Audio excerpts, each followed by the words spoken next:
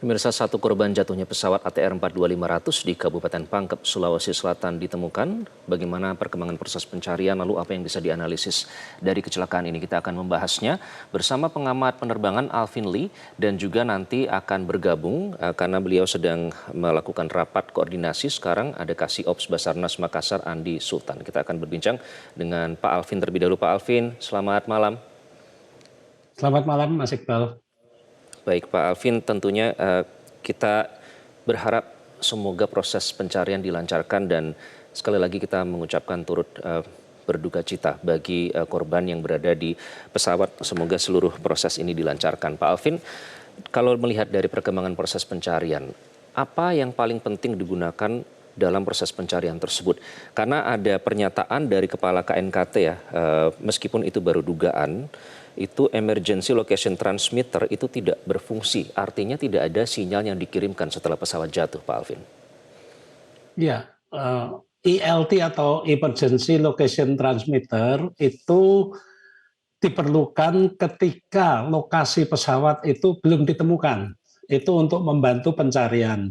Namun ketika lokasi pesawat seperti sekarang ini sudah ditemukan, sebetulnya ELT itu tidak diperlukan lagi. ELT itu hanya berfungsi ketika belum ditemukan, dan misalnya itu di laut, itu juga karena pesawat pasti akan tenggelam ya.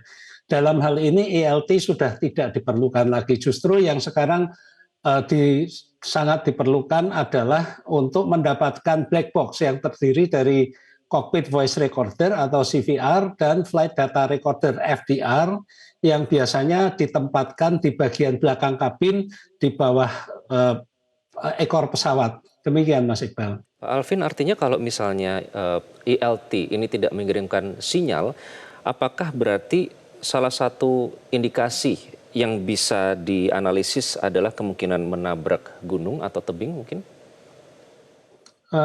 Belum tentu juga. ELT ini kan memang beda ya, konstruksinya beda dengan CVR dan FDR yang memang dirancang tahan benturan, tahan api, dan juga tahan terendam di air laut selama berminggu-minggu bahkan berbulan-bulan.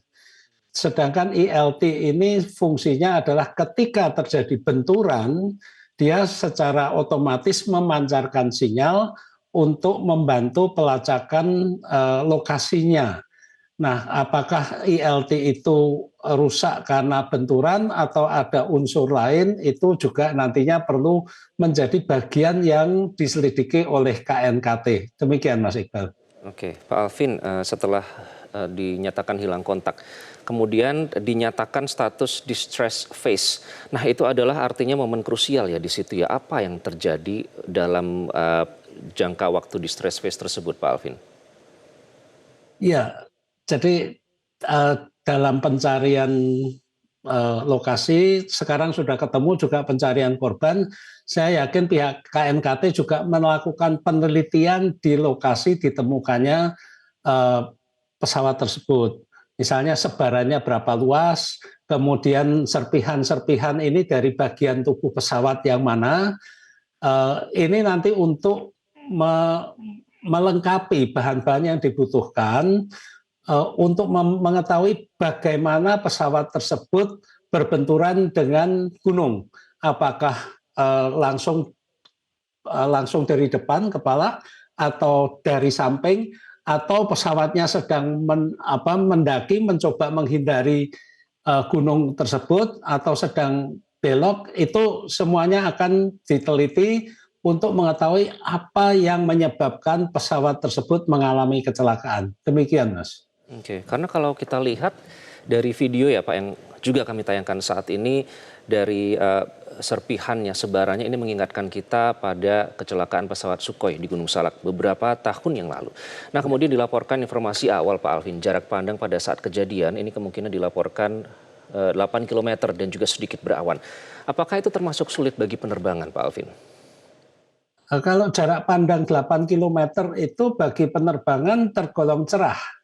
Dan jangan lupa penerbangan ATR 42500 ini terbang menggunakan IFR, Instrument Flight Rule. Jadi terbang berdasarkan navigasi instrumen, tidak berdasarkan visual apa yang dilihat oleh pilot di luar pesawat.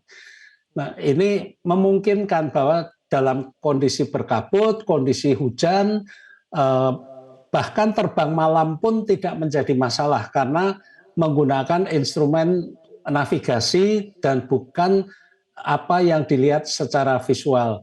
Dan kondisi pada saat kehilangan kontak itu pun juga dilaporkan cerah, tidak ada hujan, kondisi angin, arah angin, kecepatan angin maupun karakter angin itu stabil, masih dalam koridor operasi penerbangan yang normal. Demikian Mas Iqbal. Iya, Pak Alvin, kalau kita melihat manifest ya, ini berbicara soal pilot. Kalau berdasarkan manifest, Kapten Andi Dahananto, setidaknya itu yang tercatat ya, adalah pilot senior. Artinya memiliki kualifikasi khusus dan sering melakukan penerbangan, bahkan juga dalam misi air surveillance atau pengawasan udara seperti yang dilakukan KKP. Nah, pertanyaannya kemudian, apakah menjadi faktor tersendiri atau bisa diambil analisanya kapten yang senior atau penerbangan pilot, kemudian misalnya usia pesawat mungkin yang 26 tahun, apakah itu bisa menjadi faktor tersendiri, Pak Alvin? Baik, yang pertama usia pesawat ini tidak ada kaitannya dengan keselamatan penerbangan. Pesawat yang usianya beberapa pekan juga bisa mengalami kecelakaan. Pesawat yang usianya lebih dari 30 tahun pun tidak masalah. Delta Airlines di Amerika Serikat sampai hari ini mengoperasikan Boeing 757 dan 767 yang usianya sudah bahkan 35 tahun ke atas. Yang beda adalah pesawat-pesawat tua ini memang biaya perawatannya lebih tinggi daripada biaya perawatan pesawat yang masih baru. Tapi selama pesawat-pesawat ini dirawat dengan baik sesuai dengan manual perawatan pesawat, itu tidak menjadi masalah. Terkait dengan pilot yang sudah senior ini, tentunya itu menambah tingkat keselamatan karena bagaimanapun jam terbang pilot itu akan sangat berpengaruh ketika mengalami tantangan-tantangan dalam penerbangan, misalnya cuaca buruk atau ada masalah teknis, pengalaman itu akan bermanfaat. Tapi bagaimanapun ketika pesawat mengalami masalah teknis, itu selalu harus melakukan tindakan-tindakan sesuai prosedur. SOP-nya ada dan itu di dalam kokpit selalu membaca checklist apa yang harus dilakukan. Misalnya ada mesin yang terbakar atau mungkin tekanan hidroliknya turun. Itu apa yang harus dilakukan, checklistnya itu ada satu persatu dan semuanya harus dijalankan. Demikian Mas Iqbal. Pertanyaannya Pak Alvin ya, karena pertama kaptennya senior, kedua usia pesawat kan diinformasikan 26 tahun, artinya memang belum tua karena banyak pesawat yang beroperasi sampai 40 tahun misalnya. Nah, ada beberapa analisa yang menyebutkan bahwa cuaca seperti microburst atau wind shear yang ekstrim ini bisa memungkinkan menghantam angin vertikal ke pesawat melebihi kecepatan tertentu sehingga pilot paling berpengalaman hanya punya waktu beberapa detik untuk bereaksi. Nah, apakah kalau menganalisa sejauh ini setidaknya, memang faktor cuaca yang menyebabkan paling utama, Pak? Tentunya microburst dan wind shear ini sangat berbahaya ketika pesawat sudah dalam ketinggian yang sangat rendah beberapa detik atau beberapa menit ya, menit-menit terakhir sebelum menyentuh landasan. Tapi jika masih dalam kondisi ketinggian cukup, hal tersebut memang menyebabkan guncangan atau seperti turbulensi. Dan pilot memang dilatih untuk menghadapi hal-hal seperti itu. Maka dari itu ketika proses take off dan landing, tangan pilot itu selalu akan ada satu memegang kemudi, satu tangan ada di throttle, sehingga setiap saat dapat mengoperasikan throttle, apakah menambah power atau justru mengurangi power, bahkan menghentikan power dari pesawat tersebut. Dalam hal ini BMKG juga mempunyai teknologi untuk mendeteksi jika ada potensi wind shear atau microburst, itu akan dikomunikasikan, diumumkan kepada pilot-pilot yang akan beroperasi di bandara di mana ada potensi microburst atau windshield tersebut, sehingga pilot-pilot aware ya, sadar tentang tantangan yang akan dihadapi. Demikian Mas. Baik, Pak Alvin, kita doakan semoga proses pencarian dilancarkan ya, sehingga keluarga yang berada dalam manifest bisa mendapatkan kepastian dan keterangan. Terima kasih Pak Alvin sudah bergabung dengan Prime Time News. Jelajahi cara baru mendapatkan informasi. Download Metro TV Extend sekarang.